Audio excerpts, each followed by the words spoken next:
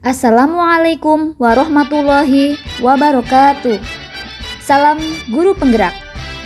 Perkenalkan, nama saya Susi Aziz Rostikowati, CGP Angkatan 5, kelompok C1 dari SMP PGRI 1 Cilongok, Kabupaten Banyumas, Jawa Tengah.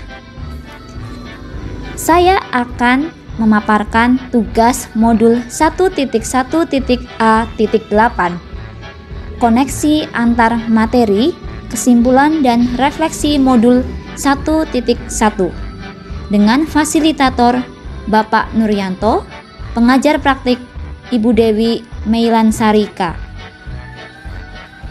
Pada modul 1.1.A.8 terdapat 3 pertanyaan stimulus yang memudahkan saya dalam memaparkan tugas modul tersebut.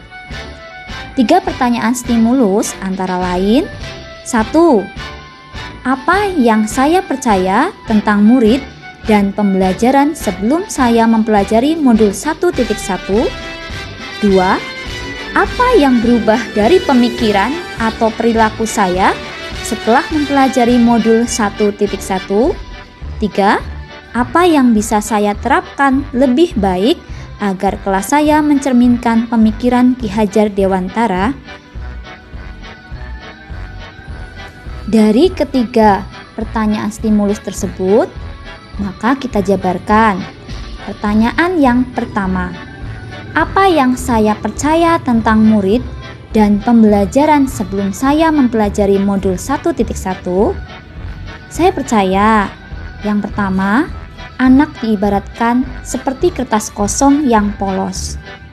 Yang kedua, saya percaya bahwa guru sebagai sumber ilmu. Yang ketiga, fokus pembelajaran hanya pada kemampuan kognitif. Yang keempat, saya merasa pembelajaran tidak akan berhasil ketika banyak anak yang tidak mencapai nilai KKM. Dan yang kelima, saya berpikir bahwa mendidik dan mengajar adalah satu makna yang sama. Pertanyaan yang kedua, apa yang berubah dari pemikiran atau perilaku saya setelah mempelajari modul 1.1? Setelah saya mempelajari modul 1.1, hal-hal yang berubah menurut saya. Yang pertama, saya berpikiran bahwa anak bukanlah seperti kertas kosong karena anak lahir membawa bakat dan keterampilannya masing-masing. Anak adalah kertas yang sudah tertulis dan berwarna sehingga kita dapat menggali, mengembangkan bakat dan potensi yang ada dan menuntunnya ke arah yang diminati. Yang kedua, saya mulai membenahi mindset tentang fungsi saya sebagai guru, yang tadinya sebagai pusat dalam pembelajaran menjadi berpusat pada murid, dengan memberikan peserta didik kemerdekaan dalam kreativitas dan mengembangkan potensi diri. Juga memberikan kesempatan pada anak dengan menjadi fasilitator yang baik, memberikan stimulus dan motivator agar anak aktif dan berpikir kritis. Di sini, guru juga berfungsi sebagai penuntun anak menemukan jati dirinya untuk mendapatkan kebahagiaan yang setinggi-tingginya. Yang ketiga, menyeimbangkan aspek kognitif, afektif, dan psikomotor. Tidak menjadikan nilai KKM sebagai satu-satunya patokan dalam prestasi, tetapi membangun segala sesuatu yang mereka miliki sesuai dengan kodratnya. Yang keempat, saya menyadari bahwa setiap peserta didik adalah individu yang unik, yang memiliki bakat serta kelebihan dan kekurangan masing-masing. Dan yang keenam, pemikiran saya pun jadi lebih terbuka dengan mempelajari modul 1.1, di mana tugas seorang guru tidak dapat digantikan dengan robot, karena robot tidak bisa mendidik dan menuntun anak menemukan jati dirinya. dan tidak bisa mendidik dengan rasa kasih sayang seperti seorang guru.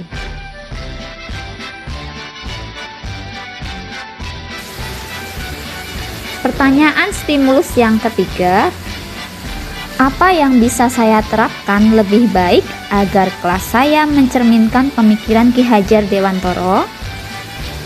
Yang bisa saya terapkan antara lain, yang pertama, mengidentifikasi karakteristik peserta didik mulai dari kebiasaan, latar belakang, keluarga, minat, bakat, dan kemampuan peserta didik, dan meminta pendapat kepada mereka kegiatan belajar apa yang mereka sukai dan tidak sukai. Yang kedua, menjadi teladan dan memotivasi mereka agar peserta didik dapat termotivasi dan semangat dalam mencapai tujuan hidupnya.